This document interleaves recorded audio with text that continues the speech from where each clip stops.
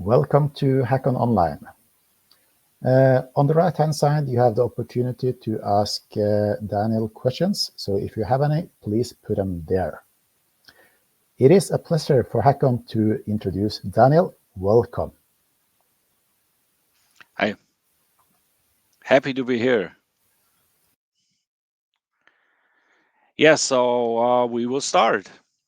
Hello, my name is Daniel, also known as D1, and I will try to give you an overview in the next 45 minutes about the Operation Dawnbreaker and the way we went through that most prolific ransomware as a service group, and I will tell you how we build up a brilliant cooperation in the law enforcement sector over nations, over countries, and over all borders to fight this serious crime. So I'm from southern Germany. My police headquarters is the Police Presidium Reutlingen, or as you will hear in this presentation, also called Reutlingen. So this is in the very south. So we are next to Mercedes-Benz, to Porsche, and all these companies which build out nice cars. So we have a lot of industry, and also for that, a lot of potential victims in our jurisdiction. We are responsible for 4 counties down here around Stuttgart.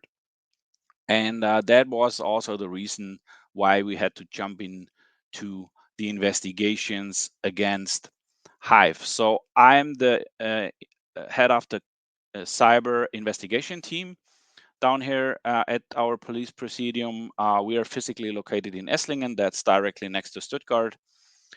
And now I want to start with HIVE.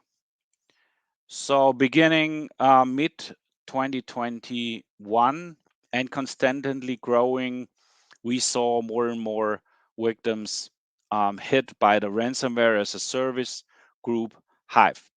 So we saw very early that this is a classical ransomware as a service, so built up as an affiliate system, a franchise system. So we have the core group, HIVE itself, providing all the affiliates which are willing to work for them based on a revenue share of normally 80-20 to use their ransomware, their platform, their tools, techniques, and all the informations and things HIVE provided to them. And we saw, especially end of 2021, more and more really critical hits and impacts. As you see here on the slide, the classical ransom note showing up in several companies.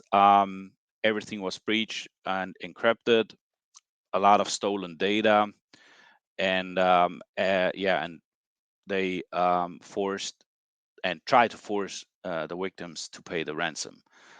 Classical double extortion system based on exfiltrating data and then encrypting all the files they found. If the victim was not willing to pay, of course, you will show up on the HIVE block of shame based on a counter, which is counting back. And if it's the counter is done and you don't pay the ransom, your data would be leaked. What was special at HIVE? So we have in our direct jurisdiction 3 victims. One of them really critical, and we had at the beginning not a total overview. But then end of 2021, our BKA, so this is the federal department here in Germany, told us that HIVE got dangerous more and more. And this is what you see on this slide here. So this is a a map showing which countries were affected by HIVE. And already end of 2021, we had a very clear view in also the main targets. And one of the main problems of HIVE and why they were classified as at that time as the most dangerous ransomware as a service group was the fact that they mostly and directly targeted all kind of healthcare, especially really critical clinics, so primary medical care, and not accidentally, but directly. And so they hit also hospitals, especially in South America. And we got information from there that at one specific case, we know a little bit more details, that the impact was so tremendous that all the IT and also the OT went down. So during operations in the hospital, 3 patients died. And this was directly associated and directly tied to this ransomware attack. And we also have a hospital in our jurisdiction which was hit by HIVE, and they were non-operational for more than 2 weeks. And yeah, HIVE didn't care about that. So we see other ransomware as a service groups, as you know, which don't attack hospitals because they have like an agenda and say no, hospitals, that's not our business, or any public government or whatever. But HIVE directly targeted them, and they also hit schools, universities, law firms, all kind of um, communities, or even townships or cities or whatever. So they had no really a mercy for these kinds of businesses.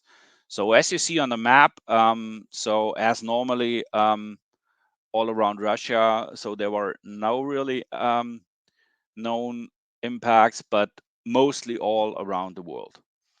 Of course, in the first month, very concentrated in South America, then swapping over to North America. In North America, they had a lot of victims and also a lot of really bad incidents, and also in Germany. And for that, Europol and all the associated countries, which you see here, decided to build up a investigation group and a task force for diving very deep into that HIVE stuff. So we are also part of that, and normally there is one department which takes the national lead for the whole country. So every information regarding investigations, victims, whatever stuff, coordinating international cooperation and stuff will go over one desk. And so our federal bureau asked us whether we could take the national lead for that. So yeah, we decided to jump into that, not knowing where we will end up. And it was a good decision. And from the beginning, we had almost 10 nations on the table. Also, our partners and friends from Oslo, from the NC3, we're really happy to have this team on board. But also, as you see, the FBI, the Secret Service, the Netherlands colleagues, the NCA from UK, and all the law enforcement partners from all the world around the world. We have really strong partnership also with Peel in Canada, and all the countries you see on that slide. So yeah, this was a really big group, and we had no idea where we end up, but we all had the same idea of going through that. So we put together all informations we have, and put on a timeline and a little bit of share system, what informations could be shared. So in Europe, it's a little bit easier, but we also found really good ways with the Department of Justice to share also information on the judicial level with the US authorities. That was really important. We have a very good insight in what happened in Germany. That's what I will show you here. So in total, we had 76 German-based victims. There were a lot of companies, which only has here a part of the companies in Germany, but they were also affected.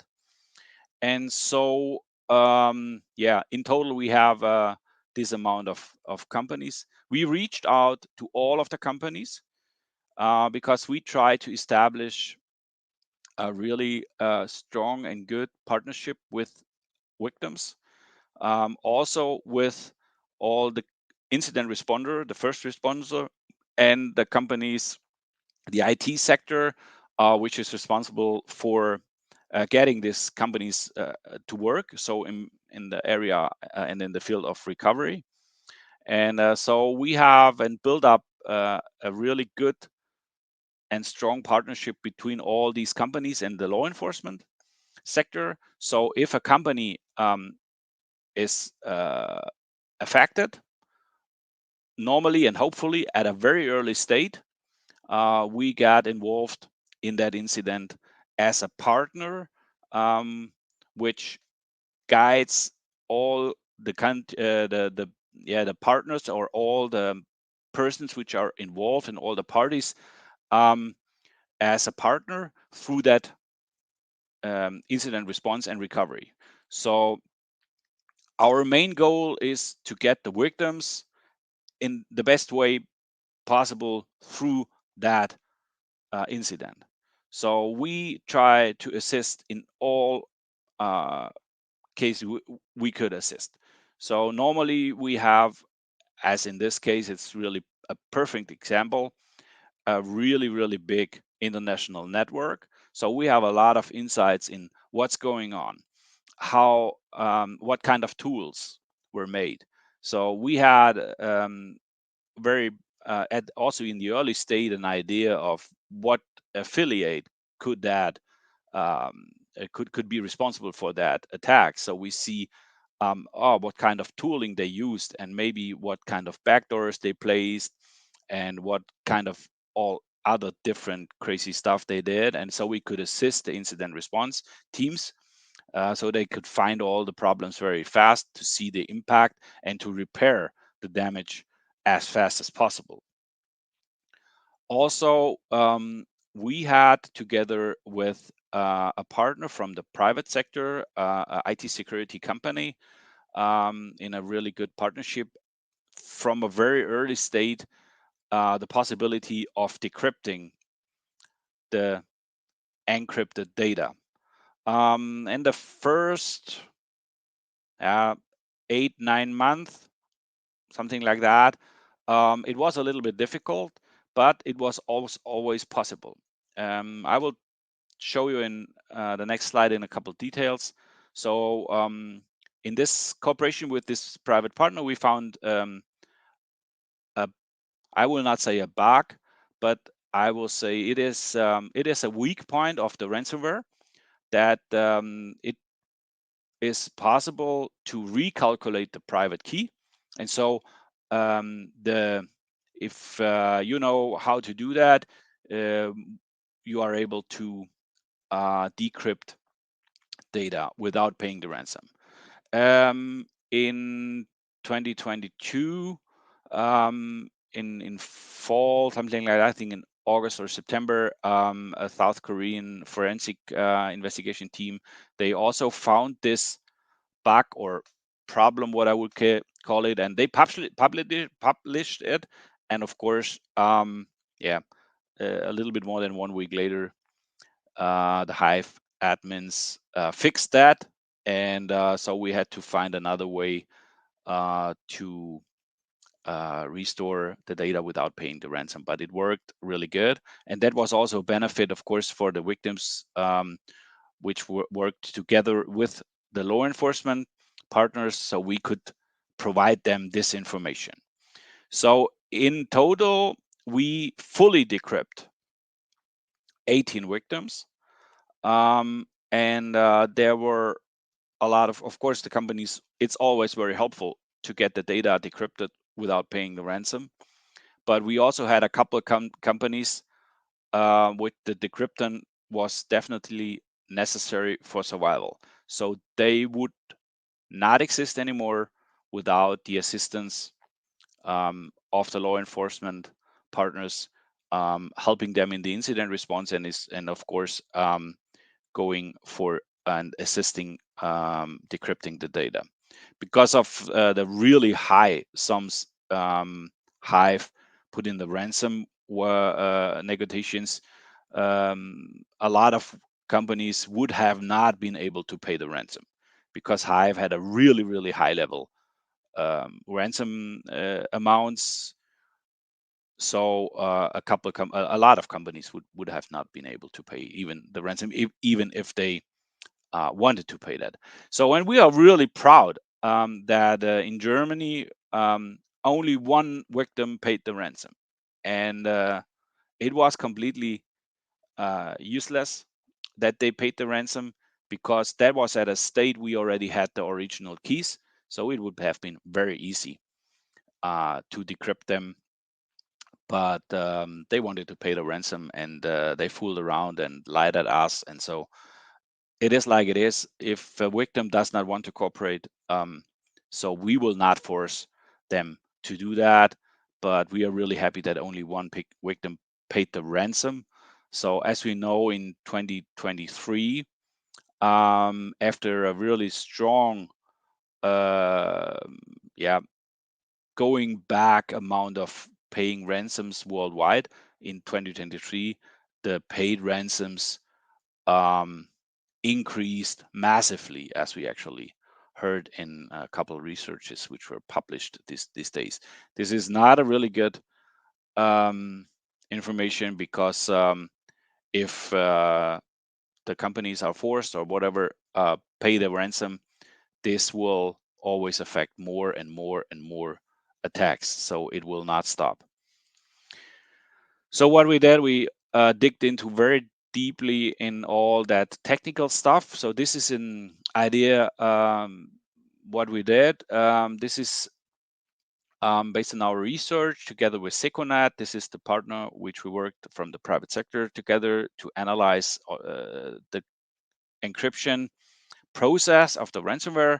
So the Hive group continuously changed the ransomware, and they developed it more and more, and so we have a lot of versions. As you see in the list, it went until version 9. Directly before the takedown, they changed the ransomware dramatically. So with the last version, so if you go into the file systems and see, after everything is encrypted, normally you see that in the file tree that all kind of data were encrypted based on, after the encryption, normally they were renamed and put in at the end an extension, whatever, encrypted or whatever. So at the last version, they stopped that. And so looking on the file tree, you will not see at the first moment that there is even something encrypted. This was really nasty, because you cannot see um, in the file tree, in the overview, how deep the impact is and what is encrypted. So you have to test all your informations and all your data, and have to check everything to see whether inside the data are encrypted or not. So this it was a permanent battle, and of course it was very important that Hive was not aware about that.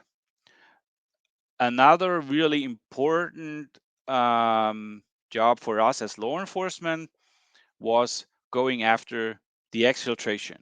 So there is no ransomware attack without exfiltration. Normally, in all cases, they exfiltrate data, and they exfiltrate a lot. And this was and is still something we directly jump into from the first second when we got involved. So we try to find the way and the destination, of course, where the data went. And then we go with based on our international network after these leaking data. And this is something we were really successful with. So yeah, if you think about exfiltrating day by day terabytes of data, it's also for the actors not so easy to hide this data very briefly and share them in a redundant way on several storages. So normally we have a really good chance to find the end destination where the exfiltrated data are located. And based on our international cooperation and our partners worldwide, um, we can send out very fast our search warrants, or especially here in Europe, we work with a European investigation order. So this is an MLAT, a mutual assistance letter, but very fast. So it's the same form in all over Europe, and we send it out in a couple days to our partners. If we find a location in Romania, it will go there, or in Norway, or whatever and wherever we find the data. And that is something only law enforcement could provide, because we can force the hosters to give us the data. So if the private partner, the incident response team, or whoever finds the exfiltrated data, he could ask by an abuse or whatever.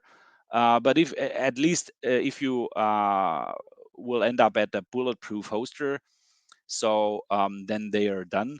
And we have then, in addition to that, of course, the chance to go to the data center where this hoster has the hardware. Normally, they rent also the hardware in the big data centers. And then we can go there and pull out the hard disks if necessary to stop the exfiltration and to prevent the leak and further damage to the victims, to the partners, to the customers, and also to the employees, because yeah, normally these actors, they steal a lot of high sensitive stuff.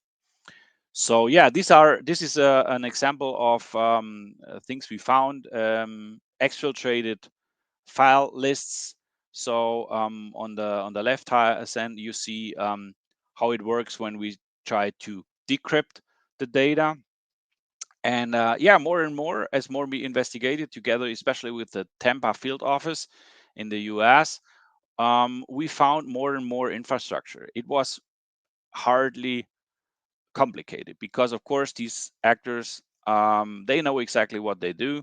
And they had a lot of skills hiding their infrastructure on the multi-layer cascading stuff. So it was really, really difficult to find. But based on our experience, we have, especially in the infrastructure piece, so we found access to their network, and we were able to act there in a very silent way. So in 2022, we found this possibility to enter their network, to build up a surveillance on their backend. And of course, we had then access to the original decryption keys. And that was, of course, awesome, because now we had the chance to directly pull out the decryption keys, going out for the victims, and of course, set up an NDA, because, of course, that was something which has not been so easy to hide, because of course, if the Hive administrators would have been aware of that, that would have been a problem. But we could handle that, and kept as a secret. So they were not aware. They were only aware of course, the decreasing amount and of ransom payments. And so we were able to decrypt a lot of companies all around the world after they got hit for free. And as we agreed in the international cooperation at a very early state, that if we find the backend and if we have a chance to destroy this network, we will. We had a couple discussions about that, because not every country was very happy with that. But in total, all agreed going on that way. And so we decided, after we had everything, that we will strike back. And so we will finally destroy this network. But not only the network, of course, that was very clear from the first moment, that it is not very useful, or at the end it's not really helpful to only destroy the network. So we also wanted to destroy the reputation, because if you only take down a couple servers, so yeah, they will show up with another name in 2 or 3 weeks. So this is not worth even all the work we did. So based on that, we decided to go for this destructive way, and of course, telling all the world what we did. And so in January 26 last year, um, all the affiliates and all the administrators, when they wake up in the morning and they wanted to count their bitcoins and see what kind of money came in over the night, that's what they saw on their dashboards. And we were able to see every dashboard, and there were a lot of infrastructure and a lot of public facing stuff.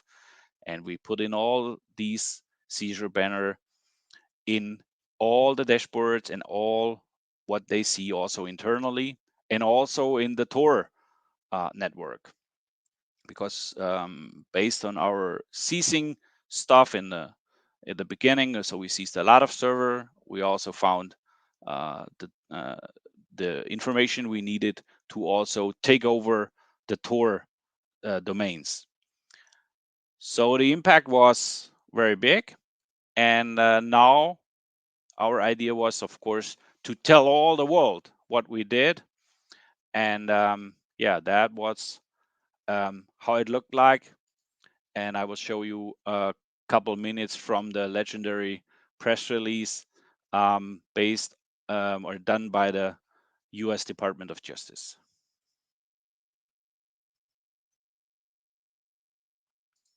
Justice Department dismantled an international ransomware network responsible for extorting and attempting to extort hundreds of millions of dollars from victims in the United States and around the world. Known as the HIVE ransomware group, this network targeted more than 1,500 victims around the world since June of 2021.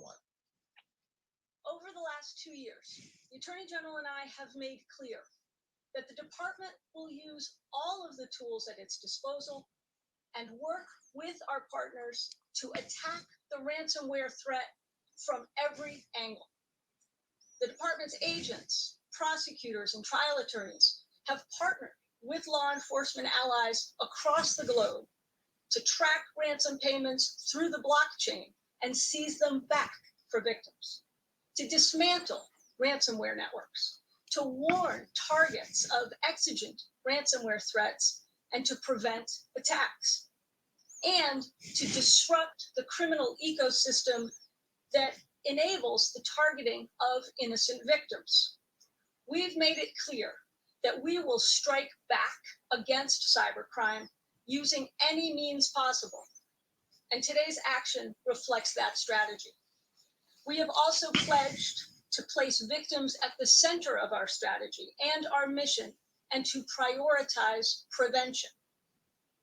As you will hear in more detail from the FBI director, for the past several months, the FBI and our prosecutors have been inside the network of one of the world's most prolific ransomware variants, HIVE. Simply put, using lawful means, we hacked the hackers. We turned the tables on HIVE, and we busted their business model, saving potential victims approximately $130 million in ransomware payments. And if you're a victim, know that the Department of Justice and the FBI are on the job, and we'll be fighting for you and alongside you throughout your moment of crisis. Dismantling HIVE's front and back end infrastructure in the U.S. and abroad. This operation was led by our Tampa field office, assisted by our cyber division team at FBI headquarters and other field office personnel around the country, but also by FBI personnel stationed around the world who led the collaboration with our foreign law enforcement partners, often shoulder to shoulder, scrutinizing the same data that was essential to today's success. Especially the fine work of the German Reutlingen police headquarters, the German Federal Criminal Police, the Netherlands National High-Tech Crime Unit, and Europol. Yeah, so this was really awesome. And a couple of minutes after that, we got the first WhatsApp messages, who the fuck is Reutlingen? And what does that logo means on that splash screen? So we were really happy to tell the world that we will strike back. And I think it's they told it in a really perfect way. What's the idea of this international cooperation?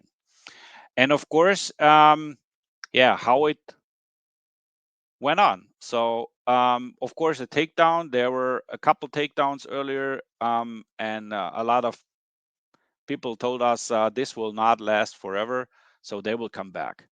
But this idea of destroying the reputation worked out really perfectly.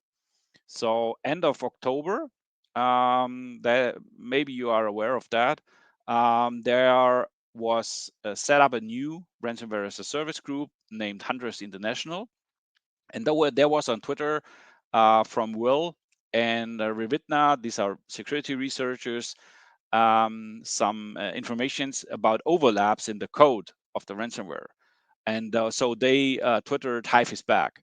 And only a couple hours later, these hunters guys immediately reacted on that and said, no, no, no, no, no, no. We don't want to have something in common with HIVE, and we are not HIVE, and we don't want to have something with HIVE to do. And no, no, no. So this is only a similarity in the code because we, after the big impact on HIVE, it was sold in the underground economy, and we only sold it. We bought it, and we developed it forward because it was really bad, this code, and now we use it, but we are not HIVE. So yeah, what means that this idea of destroying reputation is definitely successful. But of course, this is not the end of the story. Only destroying the infrastructure and destroying the reputation is not where we stop. So from the beginning, we made it clear that, of course, at the end, we want to go out and make arrests. Because, of course, at the end, they want, or we want these guys at the end of the day in jail. But doing arrests before you see the network and before you see the infrastructure and you're not able to destroy the infrastructure, it's completely useless. That's what we saw in a couple of cases before. And so we went on this different way. So our idea was first into the network, see what they do, sit on their couch, and look what they do and how they act, and then at the end seizing all the information. And of course, we have a gold mine as information based on that what we seized, because when we seized all their servers, so we have copies, we have terabytes of data about what they did, and also the affiliates. So this is really a lot of stuff we have, and this will be the material based on what we now go chasing these guys down. And as you maybe heard about, um, a small group of willing and very brave and courageous people, also our friends and colleagues from the NC3 in Norway. We went to Kiev last November because Kiev, we have a really good cooperation with Kiev, and the circumstances there are actually, as you know, really bad. So I'm really happy, and we are so proud that they still have the resources to fight up against cybercrime, and of course, they also have actors in the Ukraine. And so they come up and told us, hey, we want to arrest a couple of these guys and do house searches, but we need assistance because, of course, we have an ongoing war, and so that's not so easy. And then we talked about that in the big group, and then Norway, France, the FBI, and a part of my team in Germany agreed going during the ongoing war to Ukraine to assist and help these guys going for arrests and house searches, and that was really amazing. This worked out really good. So, of course, as you know, we cannot talk about all the really details, but a couple of things we can talk about, and whenever we have more, we will come up with that. So this was a release from the cyber police in Ukraine, in Kiev, about the operation. There's also a YouTube video you can look. I only put out my absolute favorites from that action there. It was all really awesome and worked out perfectly. And what was one of the keys that these guys, the actors, that did not expect it, rushing four different nations, including, in addition to Ukraine, cyber police, coming during the war to Kiev and to do house searches and arrests. And so they were a little bit surprised. And my absolute favorite is this guy here. So yeah, he ran out of his flat when the U.S. The cyber police special force smashed in his door. So he grabbed the laptop, ran on the top of his house on the floor, tried to hide, but not expecting the drone filming all that. And then when he recognized the drone, his reaction was like I showed here in the screenshot. My absolute favorite. He got arrested. Now he's in custody. Everything worked out really cool, and so we are really happy to have a lot of evidence now, and a couple of these guys in custody. Of course, we cannot talk too much about the details, but be sure that our partners from all around the world will not stop fighting against these guys. And so I'm really happy, to have these strong partnerships and to be a part of that big team, because it's really sufficient. So we will go forward and we will not stop until we track these guys down. So the next steps, as our mantra is share and care. So we share everything we have and we help out the other nations all around the globe. We go for arrests. We will try to identify all the affiliates also, because a lot of these affiliates, of course, um, they jumped onto other ransomware groups. Some of them they stopped because they were afraid that maybe they got arrested. But of course, a lot of them now works for other ransomware groups, and that's what we try to stop.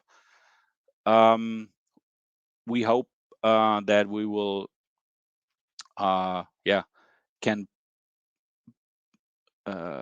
add more partners to that group. We also work very briefly with the private sector, with private IT security companies, and it is necessary to build up a maximum as power and resources to go for this threat, because of course, and I'm quite sure that in Norway it's the same as it's in Germany, our industry and our private sector main fear is to get hit by a ransomware. So our mantra is we will not stop until we will be successful. So yeah, now we have a couple minutes left for questions, Q&A. I saw some in the chats. And if you have any ideas and questions or whatever, or if you have an idea of helping us, assisting us, feel free to reach out to the local law enforcement partners and help and assist us in this really significant fight. Thanks a lot.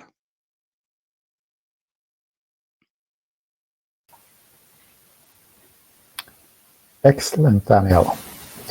Yes, there are a few questions. The first one is from Trond.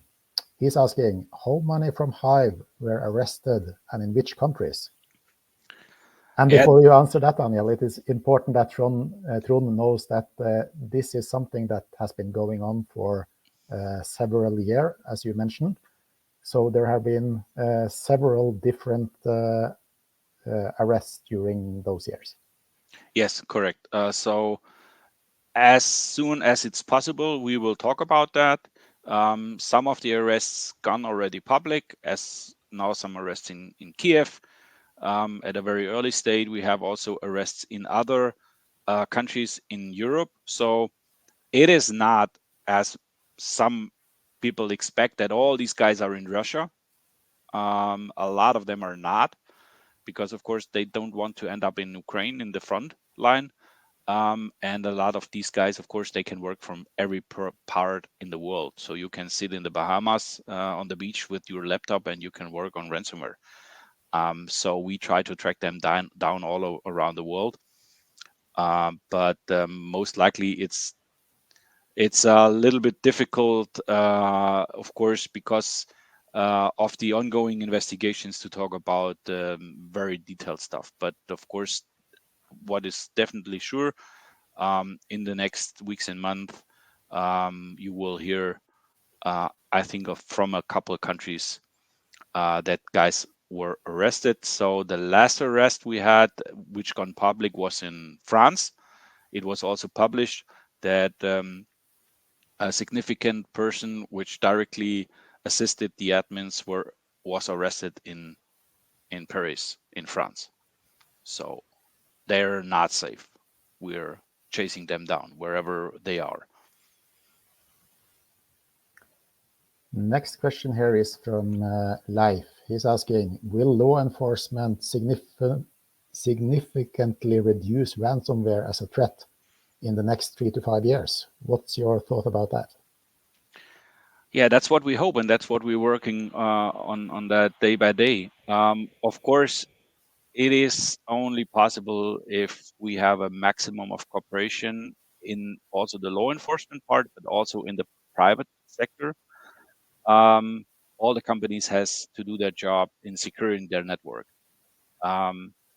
because it is a fight we cannot win if all the companies don't understand that they are personally responsible for their security, not only in the physical security but also in the digital security.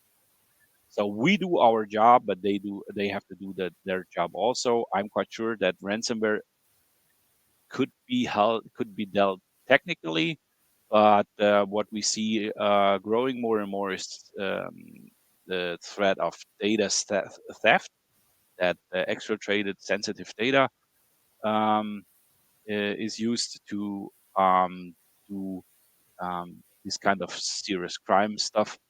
And yeah, we do our best, but it's not easy. But we hope that we were able to reduce that significantly, yes. Do you have any information of the impacts on the 70 plus victims in the HIVE ransomware? So yeah, the impact was completely different. We had impact where they had off gap and air gapped backups. So they had an idea of how to restore it very fast. So a couple of these companies were restored really fast. But we had also, as I mentioned, for example, the hospital, they were off for a couple weeks. The impact was heavy, and we had other companies where the impact was so traumatic that they would have not survived without decrypting the data. And yeah, it was totally different. But we have companies, they suffered months in building up and securing their infrastructure, of course. Did you notice any difference between those companies or victims using cloud solution compared to those who only had on-prem solution? Is there any advantages or disadvantages of on-prem versus cloud in this case? So we see more and more hybrid infrastructures. That partly stuff is on-prem, other stuff is in the cloud. Based on the infrastructure stuff, it's for actors, it's much complicated to, for example, encrypt infrastructure, which is in, for example, AWS or Azure or any other cloud storage or cloud hosting solutions. It's much difficult because there are a lot of built-in by nature built-in security rules and stuff. So most likely it's the on-prem, but we don't have only on-prem problems. So there were also encrypted stuff virtualized in the cloud. But it's, for my opinion, it's much difficult to reach such a big impact in hybrid or cloud-based infrastructure as you have it in on-prem. But if you don't secure it in the cloud, it's also bad. So if you don't secure it on-prem, it doesn't make it better if you go to the cloud. That's what we also preach all day by day to the companies. Going to the cloud will not make you safe, but it helps. Next question here is from Kim. He's wondering how the attackers build up their network. How do they get their value chain up and running?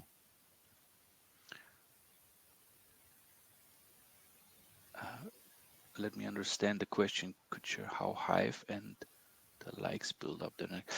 Yeah, no, this is nothing we can talk about at the moment because everything we did was based on our criminal procedures. So we have court orders for everything. And so our goal is to get these guys standing before a judge in the court, getting sentences and sent to jail. So for that, we cannot talk about that at the moment. But at least if we have these guys in court, everything will go public and then we can talk about that, but not at the moment. But they know definitely what they're doing. So that was not so easy. And of course, they have a lot of money. That's a big problem. So their war money is unlimited, almost unlimited. And that's a really big problem. So because our budgets are not unlimited.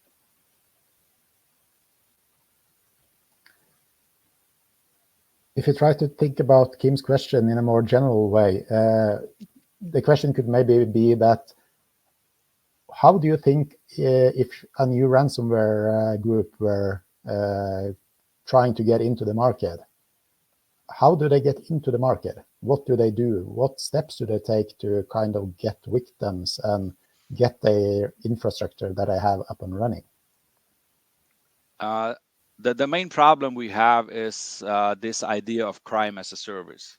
So as you see in the normal IT infrastructure, more and more goes as a service. You can have infrastructure as a service, application as a service, network. Everything is actually as possible as a service. And that's what the actors also found, this idea as going for crime as a service. So you don't have one hacker, one group with things. We can do everything. So they split up their workload.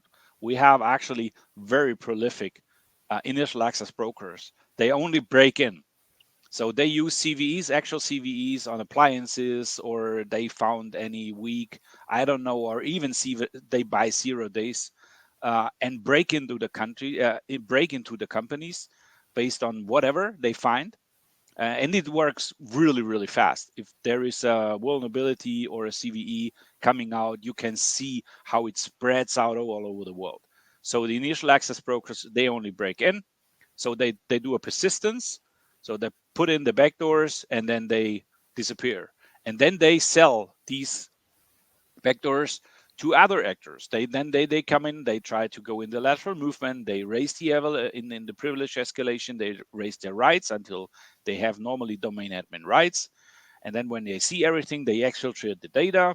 And then the next guy come show up, and he will launch and prepare the group policies for rolling out all the infrastructure based on the ransomware. So all the company will be encrypted. And then at the end, there is another group, most likely are the big groups, providing the chat in several languages for negotiation with the victims. And then at the end, when the ransom was paid, so there's something we'll care about washing all the money. So all the workload is split in small pieces, and that's a really big problem. And that's what we try to affect, going for specific of these pieces. And that's what we see when new ransomware groups are coming to the market. They will try to get as many affiliates as they can based on a good revenue share. Actually, we have really, really high revenue share. So the affiliates get a lot of money from the ransom payments. And of course, they try to provide the best support. They try to implement also the initial access brokers to bring them all together. But this is a really big problem, that this whole process, it was split in very small pieces, and every actor only specifically do his small job, but this on a really high level. So this make things very complicated. Perfect. Don Morrison is asking, or is rather a comment, that most of these ransomware groups, they just keep popping up if you cut one of the Hydra's head off. So we will never really be rid of these problems. Yeah, so this is why we, as I talked about, try to find a way to make the impact as big as possible. So, of course, we collected tons of data. We also collected tons of data in Kiev now. And I think that's a really major goal for us, to make it more sufficient, to collect all the data, then to share it between all the nations, because all nations has different skills. And when we work together and bring all our skills together, then we will have a much better impact also on the ransomware actors. And of course, we have to go for the reputation. We have to go for their money. In Germany, maybe you heard about that. We shut down ChipMixer. So ChipMixer was a mixing service for cryptocurrencies. Most likely, and of course, who needs a mixing service for bitcoins and whatever? Of course, illegal actors.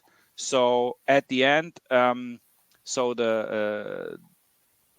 we shut down and seized all the information, and the department in Frankfurt and the CIT, they, in assistance with the justice, they seized 76 million euros in cryptocurrencies, and not one person reached out to the investigators or to the justice, and oh, you stole my bitcoins. Not one. 76 millions. And that's also a way we have to go down based on the cryptocurrency analysis to get the money back to the victims. Or even better, the victims doesn't even pay. But so you have to fight this problem on all angles and on all dimensions, which is possible.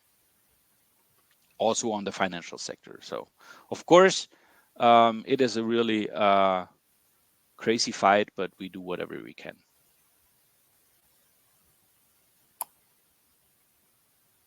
That was the last question. So thank you, Daniel. We are, of course, really grateful to hear that the criminals end up behind bars. And with that, we conclude this session. Thank you, Daniel, and thank you for watching. Thank you.